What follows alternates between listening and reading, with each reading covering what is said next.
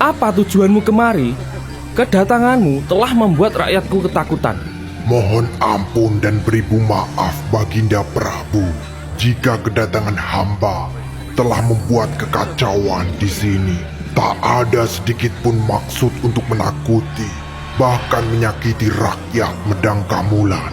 Tujuan hamba ke sini untuk menghadap Baginda Prabu Ajisaka yang merupakan ayah kandung saya.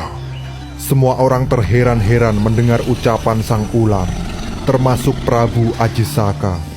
Hah? Apa maksudmu? Sampai saat ini aku belum beristri. Mana mungkin aku memiliki anak? Jikapun aku memiliki anak, pastilah berwujud manusia, bukan berwujud seekor ular. Janganlah kau mengada-ngada. Ingatkah Baginda?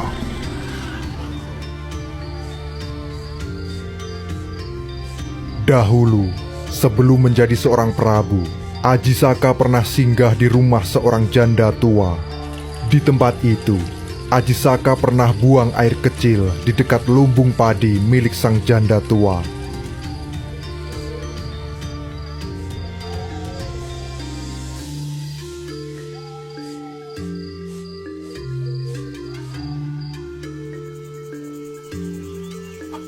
Ternyata tanpa sepengetahuannya, air kencing Ajisaka terminum oleh seekor ayam betina yang sedang kehausan.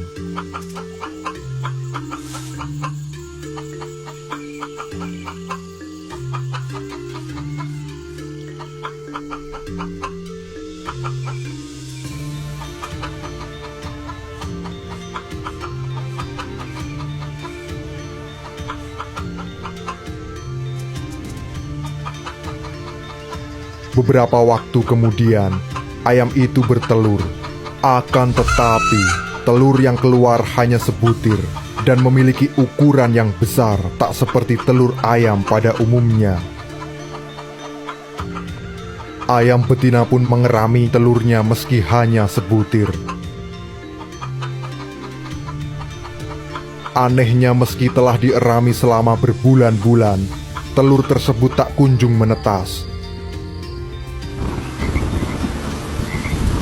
Namun ayam betina itu tetap mengeraminya. Akhirnya setelah dierami selama 1 tahun, menetaslah telur tersebut dan melahirkan seekor ular.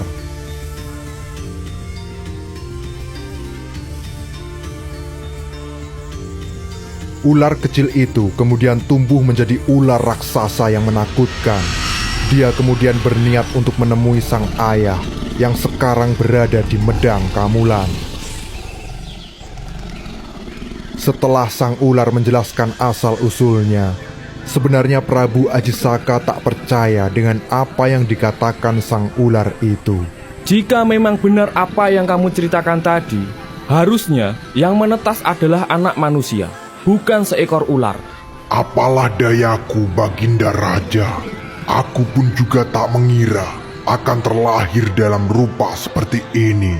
Akan tetapi, jika Tuhan berkehendak, apapun bisa terjadi. Ucapan ular raksasa itu meluluhkan Prabu Ajisaka. Di lubuk hati sang Prabu telah mengakui jika ular raksasa di hadapannya bukanlah ular sembarangan. Seekor ular yang bertutur kata halus penuh tata krama. Sebenarnya Prabu Ajisaka kagum dengan perangai ular itu. Namun sebagai seorang raja dengan kedudukan terhormat, dia harus menekan perasaannya. Apalagi mengingat saat itu banyak orang yang menyaksikan percakapannya dengan ular raksasa. Tentu Prabu Ajisaka merasa malu memiliki anak seekor ular. Akan tetapi, sebagai seorang kesatria, Prabu Ajisaka meminta ular raksasa itu untuk membuktikan ucapannya. Baiklah, jika memang engkau benar anakku, aku memiliki 2 syarat yang harus kau lakukan. Syarat apakah itu Baginda Prabu? Pergilah ke Laut Selatan, kalahkan Prabu Dewata Cengkar. Saat melawanku, dia kabur dengan menjelma menjadi bajul putih. Sekarang, keberadaannya masih sangat merisaukan masyarakat sekitar. Dia sering mencari korban manusia untuk dijadikan mangsa. Baik Baginda. Lantas untuk syarat kedua? Saat kau pergi menuju pantai selatan hingga kembali pulang ke tempat ini, kau tak boleh berjalan di darat.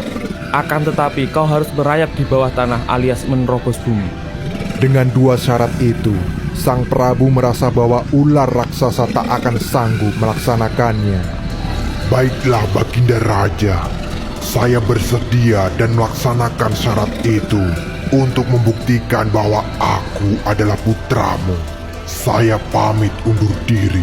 Dengan disaksikan semua orang yang berada di tempat itu, ular raksasa pergi dengan cara masuk ke dalam tanah.